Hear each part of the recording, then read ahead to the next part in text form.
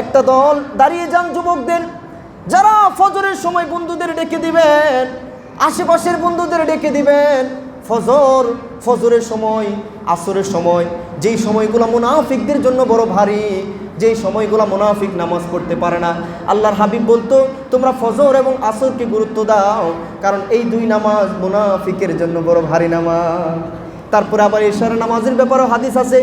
এইভাবে 5 ওয়াক্ত নামাজ যারা ঠিকভাবে পড়বেন, বন্ধুরে নামাজ ইমানের পরে এত দামি খুঁটি, এত দামি আমল, এটা যারা ঠিকভাবে ধরে রাখবেন, আপনার সমস্ত মুশকিলাত আসান হবে, আপনার বিপদ দূর হবে, আপনার মনের মধ্যে ইনশাআল্লাহ শান্তি আসবে।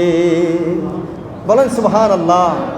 আপনি যা চান জীবনে, আল্লাহর হাবিবের দিদার, আপনার রুজি রোজগারে বরকত, দিনের খেদমতে আল্লাহ যেন আপনার একটু তৌফিক দেয়, সৈনিক বানায়, মা বাবার খেদমতের জন্য তৌফিক দেয়, আপনার আচার ব্যবহার খাসালত যেন পরিবর্তন হয়, এরকম যা চান আপনি পৃথিবীতে নামাজের মাধ্যমে চান।